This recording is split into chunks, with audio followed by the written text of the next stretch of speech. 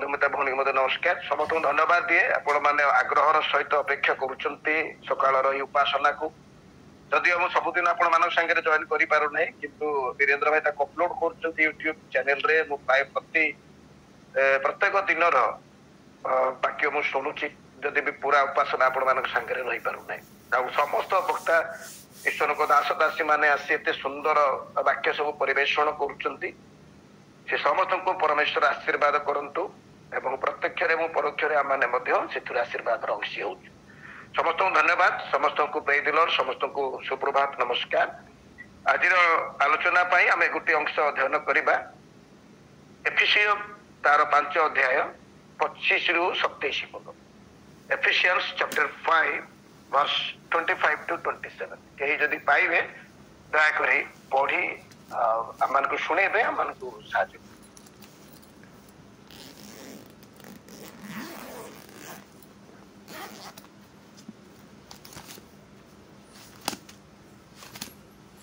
एफिसियो केते कहिले 5 पर्व 25 पद रु 27 पद तीनोटी मात्र हे स्वामी माने ख्रीष्ट जेपरी मंडली की प्रेम कले तुम्हे माने मध्य सही परी अपना अपना स्त्री मानंकु प्रेम कर से तो ताहा निमंते अपना कुसर्ग कले जेपरी वाक्य और जल प्रक्षालन द्वारा से ताहाकु परिष्कार करी पवित्र करंती जेपरी मंडली निष्कलंक निखुंत और समस्त प्रकार दोष रहित होई पवित्र और अनिंदनीय हुए आउ एही परी गौरवमय अवस्थारे से ताहाकु अपना निकट रे उपस्थित करंती।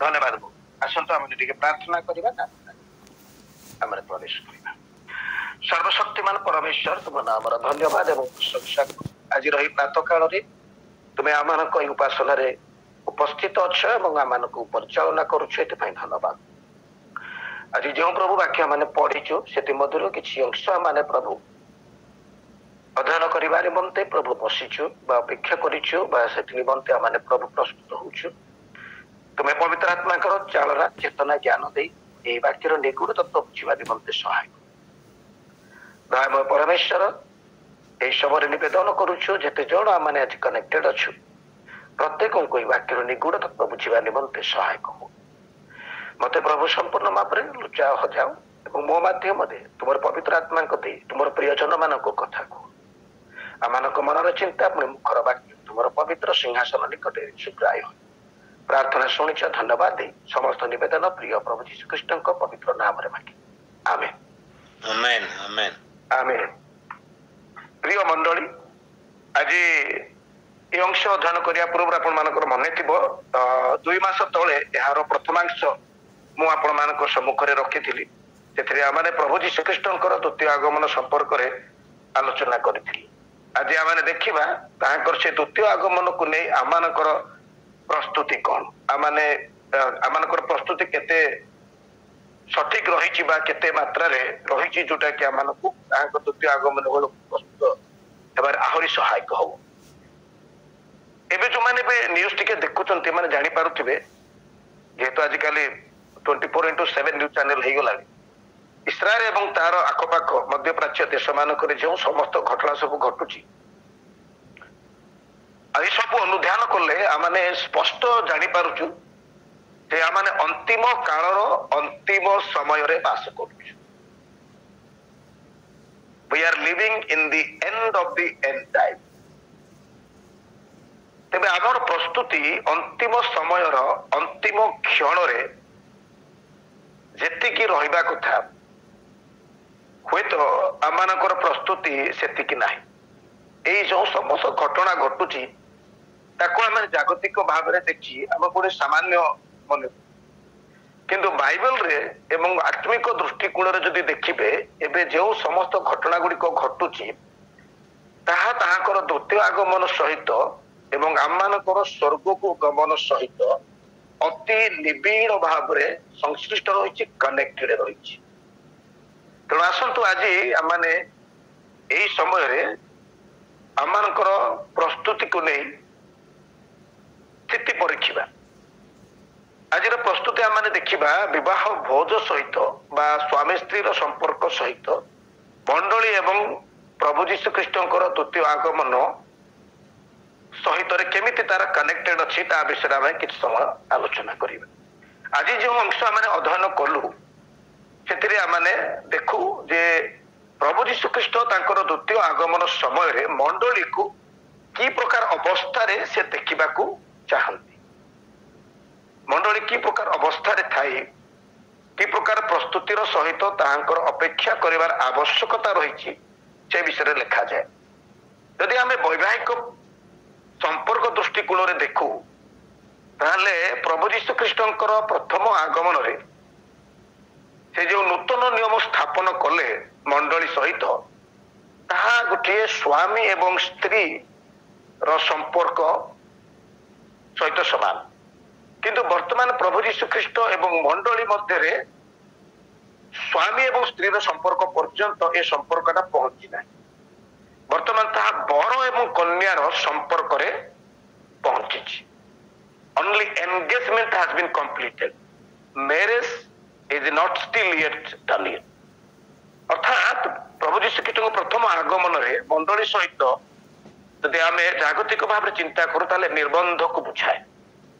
जेमिति आम कौन से गोटे कन्या सहित जो गोटे पुरुषर निर्बंध हुए से संपर्क को कन्फर्म करने आम से कन्या सहित या तो कि मुदीटे देकरी कि कौन से गोटे हार देकी आम से संपर्क को कन्फर्म कर आम ताकू एंगेजमेंट कही था, निर्बंध कही था। प्रभु जीशु ख्रीष्ट जो पृथ्वी को आसिले आउ मंडली स्वरूप तांकर कन्या सहित संपर्क को स्थापन करने एवं ताकू कन्फर्म करने से निजर जीवन देदेले। आम तो साधारण सुनार मुदी कि हार दे आम संपर्क को एस्टाब्लिश करू, किंतु प्रभु जीशु ख्रीष्ट आज वाक्य आम देखिलु 25 पदर शेषांश से ताहा निमंते निजर जीवन देले, अर्थात the best and the most precious thing दे से ताको निजर संपर्क रे बांधिले। He established, he confirmed the relationship with the church, that means the believers, by giving his own precious life. निजर बहुमूल्य जीवन दे मंडली सहित से निर्बंध रूपक संपर्क स्थापन कले। वर्तमान स्थिति यह आमर प्रभु जीशु ख्रीष्ट संगे आमर निर्बंध कंप्लीट है, बट निर्बंध विवाह सहित समान नुहे। Engagement is not equal to marriage. There is a transition period from engagement to marriage. आपनकर विवाह निर्बंध ठार विवाह मध्य गोटे ट्रांजिशन पीरियड रही था। जो कन्यार निर्बंध हो जाए से पूर्व अपेक्षा अधिक केयरफुल रुहे, आग अपेक्षा अधिक डिसिप्लिन रुहे, कारण सी तांकर स्वामी अपेक्षा निजको प्रस्तुत करिथाए। बरं आगमन पर्यंत से आहरी अधिक सतर्क एवं आहरी अधिक डिसिप्लिन आ निजर अधिक सी यत्न नहीं थाए। नहले ये जो ट्रांजिशन पीरियड टा इज वेरी वेरी क्रिटिकल। यदि ट्रांजिशन पीरियड रे अर्थात एंगेजमेंट और मैरिज भितर यदि कौन से गोटे छोट विषय घटी जाए ताहले हुए तो से विवाह प्रस्ताव भांगी जीवार संभावना रही थाए। तेणु से केबे भी चाहिबो नहीं जे से एंगेजमेंट और मैरिज पर्यंत न पहुंचु बोली। अर्थात ट्रांजिशन पीरियड रे से आहरी सतर्क रहिबो। आमानकर मध्य से ट्रांजिशन पीरियड चलुछि। प्रभु जीशु ख्रीष्टंकर प्रथम आगमन द्वितीय आगमन पर्यंत this is our transition period. ए पीरियड आमाने तीनटा जिनिस करि पाइबा। प्रथम जिनिस आमाने स्थिर होई तांकर आसीबा बाट को चाहि अपेक्षा करिबा। We can stand firm, we can stay firm. आमाने तांकर अपेक्षा करिबा स्थिर होई आमानकर विश्वास है। द्वितीय विषय हे पारे से आसुतिबा दिगर विपरीत दिगरे आम माने जिबा। We will go the opposite direction of Jesus Christ. ताको आमे कहि परिबो बैकस्लाइडिंग। आज अनेक विश्वासी सेमानक जीवन रे मध्य बैकस्लाइडिंग आसीबर आम माने देखु। तृतीय विषय आम माने करि परिबा से जेउ दिगरु आसुचंती आम माने सेही दिग आडकू दौड़िबा बा सेही दिग आडकू आमे चलिबा। ताले कोन हबो ନା ଆମେ ଜଲ୍ଦି ତାଙ୍କ ସହିତ ଭେଟ ହେଇପାରିବା। If you are standing firm, it may be late, but we will definitely meet him. But if you go to the direction from where the Lord is coming, our groom is coming, ତାହେଲେ ଆମମାନଙ୍କୁ ତାଙ୍କ ସହିତ ଭେଟିବାର ସମୟ ଆଉ ଟିକେ କମିଯିବ। ସେଥିପାଇଁ ଯାକୁବ ତାର 4 ପର୍ବ 8 ପଦର ପ୍ରଥମାଂଶରେ ଲେଖାଯାଏ, ଈଶ୍ୱରଙ୍କର ନିକଟବର୍ତ୍ତୀ ହୁଅ, ସେଥିରେ ସେ ତୁମମାନଙ୍କର ନିକଟବର୍ତ୍ତୀ ହେବେ। We can walk towards Lord so that we can meet him little bit earlier, ଯଦି ଆମେ ଟିକେ ଜଲ୍ଦି ତାଙ୍କୁ ଭେଟିପାରିବା। ଆଜିର ଯୋଉ ଅଧ୍ୟୟନ କରୁଛୁ ସେ ବାକ୍ୟରେ ଆମେ ଦେଖୁଛୁ 26 ପଦରେ, ଯେପରି ବାକ୍ୟ ଓ ଜଳ ପକ୍ଷାଳର ଦ୍ୱାରା ସେ ତାହାକୁ ଅର୍ଥାତ ମଣ୍ଡଳୀକୁ ପରିଷ୍କାର କରି ପବିତ୍ର କରନ୍ତି, ଏ କାର୍ଯ୍ୟ ସେ ସମ୍ପୂର୍ଣ୍ଣ କରିଛନ୍ତି ନିଜର ରକ୍ତ ଦ୍ୱାରା ଏବଂ ନିଜର ବାକ୍ୟ ଦ୍ୱାରା। ସେ ମଣ୍ଡଳୀକୁ ଅର୍ଥାତ ତାହାଙ୍କର ବିଶ୍ୱାସକାରୀ ମାନଙ୍କୁ ସେ ଅଲରେଡି ପବିତ୍ର କରିଛନ୍ତି। ପ୍ରଭୁ ଯୀଶୁ ମଣ୍ଡଳୀକୁ ଓ ନିଜ ବାକ୍ୟ ଓ ନିଜ ରକ୍ତ ଦ୍ୱାରା ପବିତ୍ର କରିବାକୁ ଚାହାନ୍ତି, କାରଣ ପରମେଶ୍ୱର ସ୍ୱୟଂ ପବିତ୍ର ଆଉ ତାହାଙ୍କର ବାସସ୍ଥାନ ଅର୍ଥାତ ସ୍ୱର୍ଗ ମଧ୍ୟ ପବିତ୍ର। ଆଉ କୌଣସି ଅପବିତ୍ର ବସ୍ତୁ ବା କୌଣସି ଅପବିତ୍ର ବ୍ୟକ୍ତି ପବିତ୍ର ବ୍ୟକ୍ତିଙ୍କ ନିକଟରେ ଏବଂ ପବିତ୍ର ସ୍ଥାନରେ ପ୍ରବେଶ କରିପାରିବ ନାହିଁ। As God is holy and the heaven is holy, ଯଦି ଆମମାନେ ହୋଲି ନ ହେବା ତାହେଲେ we cannot enter into that, କାରଣ ଅପବିତ୍ର ବସ୍ତୁ ପବିତ୍ର ସ୍ଥାନରେ ପ୍ରବେଶ କରିପାରିବ ନାହିଁ। ସେଥିପାଇଁ ଆମମାନଙ୍କୁ ସେ ନିର୍ଦ୍ଦେଶ ଦିଅନ୍ତି ପ୍ରଥମ ପିତର ତାର ପ୍ରଥମ ଅଧ୍ୟାୟ 15 ଏବଂ 16 ପଦରେ, ମାତ୍ର ତୁମ୍ଭମାନଙ୍କର ଆହ୍ୱାନକର୍ତ୍ତା ଯେପରି ପବିତ୍ର, ତୁମ୍ଭେମାନେ ମଧ୍ୟ ଆଜ୍ଞାବହ ସନ୍ତାନ ମାନଙ୍କ ପରି ସମସ୍ତ ଆଚରଣରେ ସେହିପରି ପବିତ୍ର ହୁଅ। ତେଣୁ ଲେଖା ଅଛି, ତୁମ୍ଭେମାନେ ପବିତ୍ର ହୁଅ କାରଣ ଆମ୍ଭେ ପବିତ୍ର। As God is holy and his dwelling place is holy, so we cannot enter into that holy place. We cannot come to near to the holy person unless and until we are holy. ଆଉ ଆମେ ଯେହେତୁ ନିଜେ ନିଜେ ପବିତ୍ର ହେଇପାରି ନଥାନ୍ତୁ, ସେଥିପାଇଁ ପ୍ରଭୁ ଯୀଶୁ ଖ୍ରୀଷ୍ଟ ତାହାଙ୍କର ପ୍ରଥମ ଆଗମନରେ ତାହାଙ୍କ ରକ୍ତ ଦ୍ୱାରା ଏବଂ ତାହାଙ୍କର ବାକ୍ୟ ଦ୍ୱାରା ଆମମାନଙ୍କୁ ପବିତ୍ର କରିଥିଲେ। ତେଣୁ ସେ ଆମକୁ ଅପେକ୍ଷା କରନ୍ତି, ମୁଁ ଯୋଉ ମନ୍ଦିର, ମୁଁ ଯୋଉ ମଣ୍ଡଳୀକୁ, ମୁଁ ଯୋଉ ମୋର ପ୍ରିୟଜନକୁ ପବିତ୍ର କରିଛି, ସେମାନେ ମୋର ଦ୍ୱିତୀୟ ଆଗମନ ପର୍ଯ୍ୟନ୍ତ ସେଇ ପ୍ରକାର ପବିତ୍ର ରହିବା ଦରକାର। ସେଥିପାଇଁ ଏଫେସୀ ତାର 5 ପର୍ବ 27 ପଦରେ ସେ କେତୋଟି ବିଷୟ ଆମଠାରୁ ଅପେକ୍ଷା କରନ୍ତି। ପ୍ରଥମ ଜିନିଷ ହେଲା ଲେଖାଯାଏ ନିଷ୍କଳଙ୍କ, ଅର୍ଥାତ କୌଣସି ପ୍ରକାର କଳଙ୍କ ନଥିବ, ୱିଦାଉଟ୍ ଏନି ସ୍ପଟ୍ ଅର୍ ଏନି ଷ୍ଟେନ୍, ଦାଗ ବିହୀନ, ଭେରି କ୍ଲିନ୍। ସେକେଣ୍ଡ କ୍ୱାଲିଟି ସେ ମଣ୍ଡଳୀ ଠାରୁ ବା ଆମ ଠାରୁ ଅପେକ୍ଷା କରନ୍ତି ନିଖୁନ୍ତ, କୌଣସି ବିଷୟରେ ଖୁଣ ନଥିବ, without wrinkle, complete and perfect. ମଣ୍ଡଳୀ କମ୍ପ୍ଲିଟ ଏବଂ ପରଫେକ୍ଟ ରହିବାର ଆବଶ୍ୟକ। ତୃତୀୟ ବିଷୟ ସେ ଆମ ଠାରୁ ଅପେକ୍ଷା କରନ୍ତି ସମସ୍ତ ପ୍ରକାର ଦୋଷ ରହିତ, ନୋ ଫଲ୍ଟ ଫାଉଣ୍ଡ, ଫଲ୍ଟଲେସ୍, ଦୋଷ ବିହୀନ। ଚତୁର୍ଥ ବିଷୟ ଲେଖାଯାଏ ପବିତ୍ର, ଏହା ବିଷୟରେ ଆମେ ଆଲୋଚନା କରିସାରିଛି। ତେବେ ତାହାଙ୍କର ବାକ୍ୟ ଏବଂ ରକ୍ତରେ ଧୋଇ ଖୋଇ ଦେଇ ଆମକୁ ଯୋଉ ଅପବିତ୍ର ବିଷୟ ସବୁ ବାହାର କରିଦେଇଛନ୍ତି, ଆମକୁ ପବିତ୍ରତା ଦେଇଛନ୍ତି, ତାହାକୁ ସୁରକ୍ଷା କରିବାର ଦାୟିତ୍ୱ ଆମମାନଙ୍କର। ପଞ୍ଚମ ବିଷୟରେ ସେ ଆମଠାରୁ ସେ ଅପେକ୍ଷା କରନ୍ତି ଅନିନ୍ଦନୀୟ, ୱିଦାଉଟ୍ ବ୍ଲେମିସ୍, ନିନ୍ଦା କଲା ପରି ବା ନିନ୍ଦା ପାଇବା ପରି କୌଣସି ବିଷୟ ନଥିବ।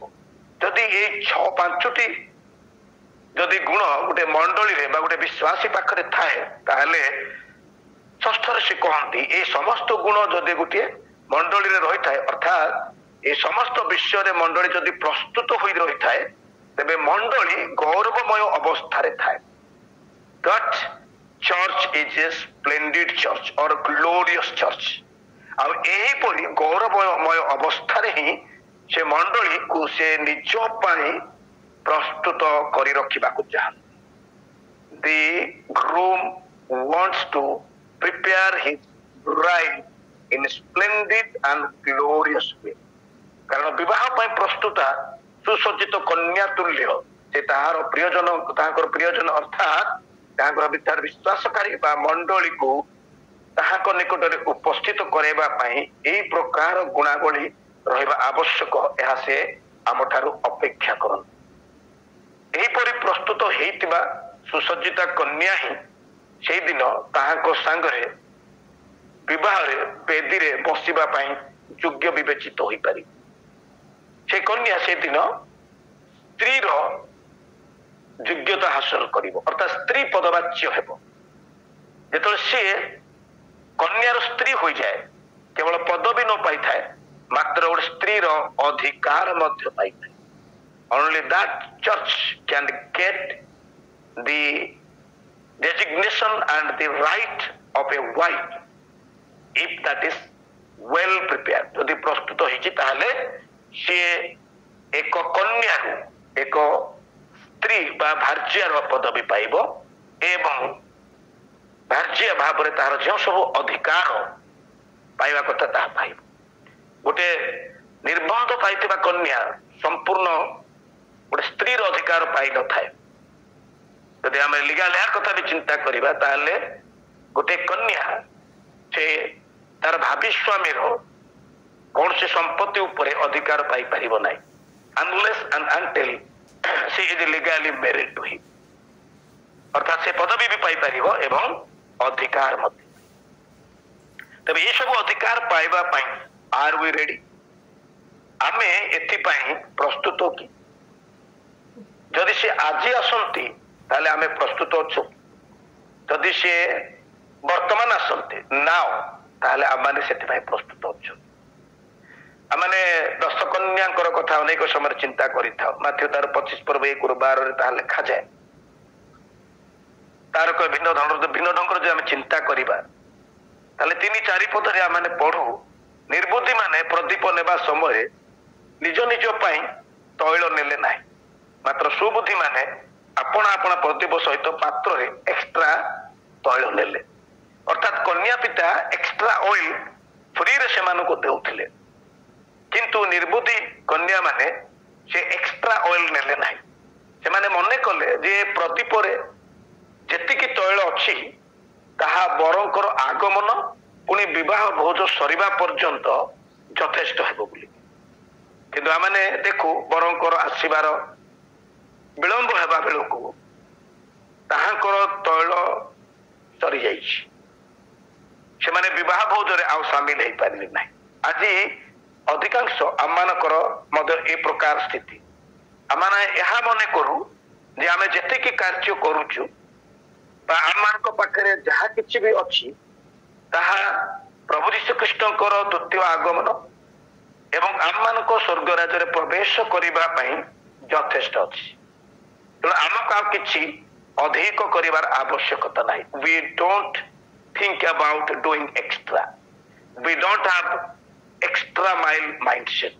ଅଧିକ କିଛି କରିବାର mindset ଆମମାନଙ୍କର ରୁହେନି। We think that whatever we have, that is enough for a second coming and our ascension. But that is not enough. ତାହା ଯଥେଷ୍ଟ ନୁହେଁ। କାରଣ ଏ ସମ୍ପର୍କରେ ମଧ୍ୟ ପ୍ରଭୁ ଯୀଶୁ ଖ୍ରୀଷ୍ଟ ଶିକ୍ଷା ଦେଇ କହନ୍ତି, ଯେ ଧନୀ ଯୁବକଙ୍କ କଥା, ସେ ୱେଲ୍ ପ୍ରିପେୟାର ଥିଲେ, ସେ ସମ୍ପୂର୍ଣ୍ଣ ୱେଲ୍ ପ୍ରିପେୟାର ଥିଲେ, ଆଉ ସେଥିପାଇଁ ସେ କନଫିଡେଣ୍ଟ ବି ଥିଲେ। ଆଉ ସେଥିପାଇଁ ସେ ପ୍ରଭୁ ଯୀଶୁଖ୍ରୀଷ୍ଟଙ୍କ ନିକଟକୁ ଆସିକି କହନ୍ତି, ପରିତ୍ରାଣ ପାଇବା ପାଇଁ ମତେ କଣ କରିବାକୁ ହବ? ଆଉ ପ୍ରଭୁ ଯୀଶୁଖ୍ରୀଷ୍ଟ ଯେଉଁ ସମସ୍ତ ବିଷୟ କରିବା ପାଇଁ କହିଲେ, ସେ କହିଲେ ଏଇଟା ତ ମୁଁ ବହୁତ ଆଗରୁ କରି ଆସୁଛି। ଆଉ ବାଇବଲରେ ଲେଖାଯାଏ ସେ ତାକୁ ଏକ ଦୃଷ୍ଟିରେ ଦେଖିଲା, ତାକୁ ସେ ପ୍ରେମ କଲେ। କିନ୍ତୁ ସେ ତାଙ୍କୁ ଗୋଟେ ବିଷୟ କହିଲେ, ତୁମର କେବଳ ଗୋଟିଏ ବିଷୟ ଉଣା ଅଛି। ଆଉ ତାଙ୍କୁ ସେ କହିଲେ, ଯୀଶୁ ତାଙ୍କ ପ୍ରତି ଏକ ଦୃଷ୍ଟିରେ ଚାହିଁ ତାଙ୍କୁ ସ୍ନେହ କଲେ ଓ କହିଲେ, ତୁମ୍ଭର ଗୋଟିଏ ବିଷୟ ଉଣା ଅଛି।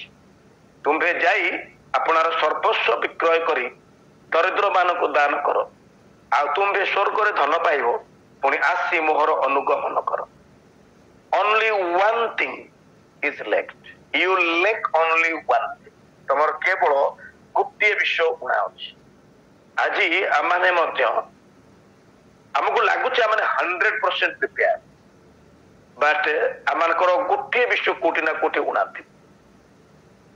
90% is not equal to 100%. Even 99% is not equal to 100%. 100% is 100%.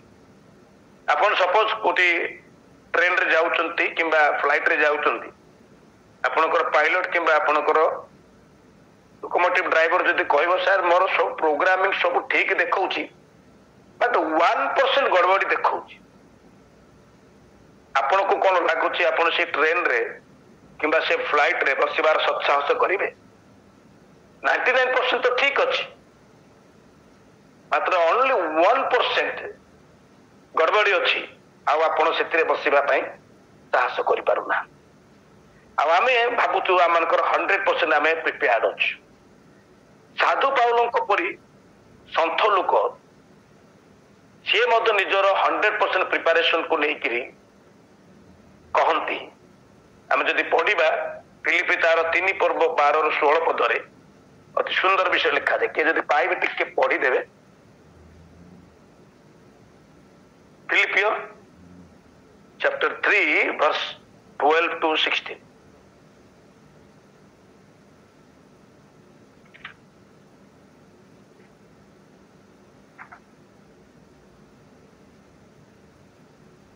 ମୁଁ ଯେ ଏବେ ସେହି ସମସ୍ତ ପ୍ରାପ୍ତ ହୋଇଅଛି ଅବା ସିଦ୍ଧି ଲାଭ କରିଅଛି ତାହା ନୁହେଁ, କିନ୍ତୁ ମୁଁ ଖ୍ରୀଷ୍ଟ ଯୀଶୁଙ୍କ ଦ୍ୱାରା ଧୃତ ହୋଇଥିବାରୁ ତାହା ଧରିବା ପାଇଁ ଦୌଡ଼ୁଅଛି। ହେ ଭାଇମାନେ, ମୁଁ ଏପର୍ଯ୍ୟନ୍ତ ତାହା ଧରିଅଛି ବୋଲି ମନେ କରୁନାହିଁ, କିନ୍ତୁ ଗୋଟିଏ ବିଷୟ ମୁଁ କରୁଅଛି, ପଶ୍ଚାତ୍ ବିଷୟ ସବୁ ମନରୁ ଦୂର କରି ସମ୍ମୁଖରେ ଥିବା ବିଷୟଗୁଡ଼ିକ ପ୍ରତି ଦୃଷ୍ଟି ରଖି ଖ୍ରୀଷ୍ଟ ଯୀଶୁଙ୍କ ଠାରେ ଈଶ୍ୱରଙ୍କ ସ୍ୱର୍ଗୀୟ ଆହ୍ୱାନର ପଣ ପାଇବା ନିମନ୍ତେ ପ୍ରାଣପଣ କରି ଲକ୍ଷ୍ୟସ୍ଥଳକୁ ଦୌଡ଼ୁଅଛି। ଅତଏବ ଆସ, ଆମ୍ଭେମାନେ ଯେତେ ଲୋକ ସିଦ୍ଧ ଏପରି ଭାବ ଧାରଣ କରୁ। ଆଉ ଯଦି କୌଣସି ବିଷୟରେ ତୁମ୍ଭମାନଙ୍କର ଭାବ ଭିନ୍ନ ପ୍ରକାର ଥାଏ, ତେବେ ଏହା ମଧ୍ୟ ଈଶ୍ୱର ତୁମ୍ଭମାନଙ୍କ ନିକଟରେ ପ୍ରକାଶ କରିବେ। କେବଳ ଆମ୍ଭେମାନେ ଯିଏ ଯେତେ ପର୍ଯ୍ୟନ୍ତ ଅଗ୍ରସର ହୋଇଅଛୁ ସେହି ଅନୁସାରେ ଆଚରଣ କରୁ। थैंक यू आम एठारे देखुचु साधु पाउल मध्य कहंती जे मु एते विषय कला परे मध्य मु ताहा ए पर्यंत धारण करिछि बोली मने करे नाही। ताले प्रियजन माने आपण एवं मु केते परसेंट माने श्योर हेबा ताहा धारण करिअछु। तबे साधु पाउल ए दीटा विषय कहंती गोटे विषय हले से पश्चात विषय सब बोली सी आगरे थिबा लक्ष्य स्थल को दौड़ुचंती। 16 पदर से कहते जहा किछि आमने हासिल करिछु बा जहा आमने ए पर्यंत जहा पाइछु ताहा को आमे धारण करू। Let us hold true to what we have attend. केवल आमे माने जे जते पर्यंत अग्रसर होइछु सेही अनुसार आचरण करू। We can do two things. प्रथम जिंस हला माने अग्रसर हेबा। द्वितीय विषय हला जहा किछि आमनको पाखरे अछि ताहा को आमने धारण करिबा।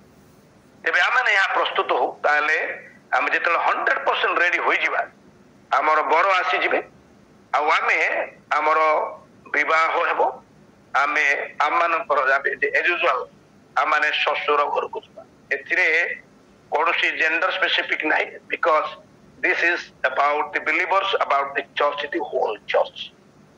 आमनकर विवाह केमिति हबो के निमंत्रित हेबे अति सुंदर विषय लिखा जाए प्रकाशित वाक्य तार 19 पर्व 7 ରୁ 5 ରୁ 10 किंतु मु 7 ରୁ 9 आपण मानको सम्मुख रखियो पई चाहे।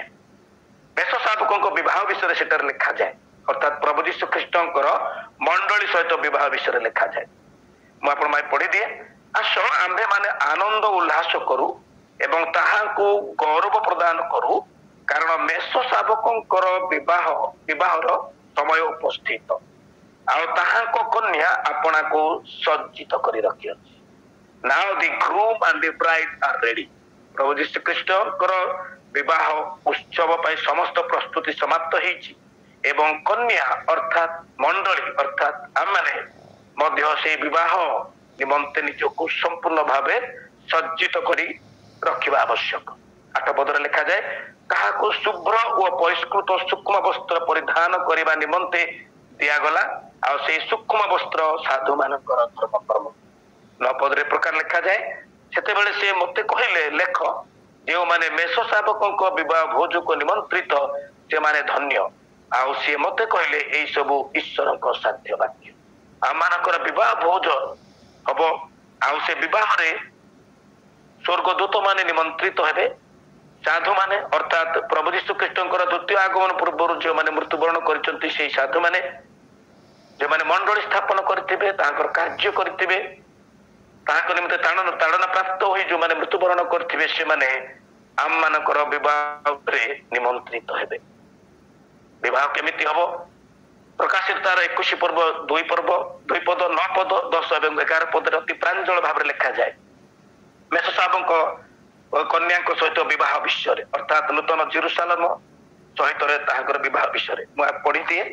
द्वितीय पद लिखा जाए पुणी मु पवित्र नगरी अर्थात नूतन जेरुसालेम को बड़ निमंते सज्जिता कन्यार सदृश प्रस्तुता हुई स्वर्गरु ईश्वर निकट को अवतरण कर देखी अर्थात मंडल को उठे निगला मध्य आकाश प्रभु यीशु ख्रीष्ट सहित विवाह भोज निमंते प्रस्तुत एक दृश्य स्वर्गरु आम बर्तमान पृथ्वी निजक प्रस्तुत करुचु मात्र आम स्वर्ग को नीत है स्वर्गरु पुणी मध्य आकाश को अणा जाए आम बर सहित आम भेट हम केड़े सुंदर विषय 9 पदर लिखा जाए तत्पर जो सप्तदूत शेष सप्त क्लेश परिपूर्ण सप्तपात्र धरी से मध्य जड़े आसी मत कहले एठाक मु तुमको से कन्या अर्थात मेष शावकों भार्या को देखाई। प्रिय मंडली वर्तमान से कन्या विवाह संपन्न होला परे भार्या परिणत होती now the bride has become wife कारण कन्या थिले वर्तमान से विवाहित हेबा परे तांकर भार्यार आख्या एवं भार्यार अधिकार प्राप्त होइछन। 10 पदर लिखा जाए से मते आत्मा गोटे बृहत एवं उच्च पर्वत को घेनी जाए पवित्र नगरी जेरुसालेम को देखाइले ताहा स्वर्गरु ईश्वर निकट 11 पदर लिखा जाए अवतरण करुला एवं ईश्वर को गौरव विशिष्ट थिला ताहार ज्योति अति बहुमूल्य मणि सदृश स्वच्छ केड़े सुंदर। This is the real transformation after becoming wife from bride गोटे कन्या भार्या हला परे मंडली कि प्रकार गौरवमय परिवर्तन एवं गौरवमय रूपरेख कन्या थिला बेले से प्रकार से बहुमूल्य मणित्व सदृश ज्योति नथिला सूर्यकांत मणिकांत सूर्य स्वच्छ सूर्यकांत मणिपरी से जाजुल्यमान नथिला मात्र जेते प्रभु यीशु ख्रीष्ट अर्थात बरंक सहित ताहाकर विवाह होईगला सेते बेला आमे देखिबाकू पाऊ से ताहाकर transformation. This is the real transformation. प्रिय मंडली आमानकर एक हैप्पी एंडिंग हबो एवं गुटे हैप्पी बिगिनिंग भी हबो अर्थात पार्थिव भाव रे आमानकर हैप्पी एंडिंग हबो एवं आमानकर आत्मिक भाव रे आमानकर एक हैप्पी बिगिनिंग हबो। एफएसी तार 5:31 पद रे आमे पढू आमे सेही दिन रे प्रभु यीशु ख्रीष्ट सहित पुनर्मिलित हेबु आमानकर सुखद अंत हबो पृथ्वी रे एवं सुखद आरंभ हेबो स्वर्ग रे। जेपरि विवाह परे स्त्री पितामातांकर गृह को छाड़ी स्वामी को घर को जाई थाए सेही परि मंडली अर्थात आमे एई जगत को छाड़ी आम मानकर प्रभु यीशुंकर द्वितीय आगमन परे आमाने स्वर्ग को जिबा एमिति कन्या विवाहित परे निजर पितामाता को घर को छाड़ी स्वामी सहित ससुर घर को जाए ठीक से प्रकार आमे विश्वासी अर्थात मंडली प्रभु यीशुंकर अद्वितीय आगमन परे आमाने एई जगत को छाड़ी आमाने आमानकर स्वामी सहित अर्थात प्रभु यीशु ख्रीष्ट सहित आमानकर ससुर घर अर्थात स्वर्ग को आमाने जिबा। जेपरि विवाह परे स्वामी निज पितामाता अलगा है स्त्री ठारे आसक्त हुए से प्रकार आम मानकर प्रभु यीशु ख्रीष्ट सहित मिलित होला परे प्रभु यीशु ख्रीष्ट मध्य आम मानकर सहित आसक्त हेबे। आ बाइबल जेपरि लिखा जाए आमे एक मन एक प्राण एवं एक शरीर रहिबा आम मानकर गोटे परिचय रहइबो आम माने गोटे परिचय रे परिचित हेबा आम मानकर जीवन एक भिन्न प्रकार हबो। अनेक जगह ससुर घरे ताड़ना मिले शाशु ताड़ना दियंती नणद ताड़ना दियंती विभिन्न प्रकार ताड़ना मिले किंतु आम मानकर ससुर घर सेमिति ताड़ना रे परिपूर्ण नाही मात्र आनंद रे परिपूर्ण। आम मानकर ससुर घर आम मानकर नूतन बासस्थान जहा कि चिरंतन बासस्थान आ ताहा आमने पढ़िबा प्रकाशित तार 21 पर्व 3 एवं 4 पदरे ए प्रकार लिखा जाए आ मो सिंहासन मध्य गोटे महाशब्द यह कहबार शुणी देख मनुष्य मानक मध्य ईश्वर को वासस्थान अच्छी से सहित वास करेंगे आउ से माने ताहांको लोक हेबे पुणी ईश्वर स्वयं से संगरे रहिबे और से चक्षुर समस्त असुरजल पोछि देबे मृत्यु आ घटिबो नाही शोक की क्रंदन की व्यथा हेबो नाही कारण पूर्व विषय सब लोप पाई अछि यह आम मानकर एक नूतन और चिरंतन वासस्थान हेबो प्रिय मंडली आम मानकर से द्वितीय प्रभु यीशु ख्रीष्टଙ୍କର द्वितीय आगमन अर्थात मंडली सहित विवाह निमंते एवं आम मानकर ताहाକୁ भेटिबा ପାଇଁ प्रस्तुति निमंते आज वाक्य आम मानକୁ सचेतन कराए पवित्र आत्मा हमको यही गभीर विषय बुझिबा ପାଇଁ आहुरी दर्शन माध्यम आम समस्त को अनुग्रह करंतु जेपरी यही वाक्य केवल आम सांसारिक विवाह विषय आम चिंता न करी आम मानकर आत्मिक पुनर्मिलन प्रभु यीशु ख्रीष्टଙ୍କ सहित एवं आम मानकर आत्मिक वासस्थान स्वर्गरे रहिबा विषय आम आहुरी अधिक सचेत हो पारिबा ए अल्प शिक्षा आम को बुझिबार शक्ति दे ईश्वर आम समस्त को आशीर्वाद आमेन समस्त प्रेम समस्त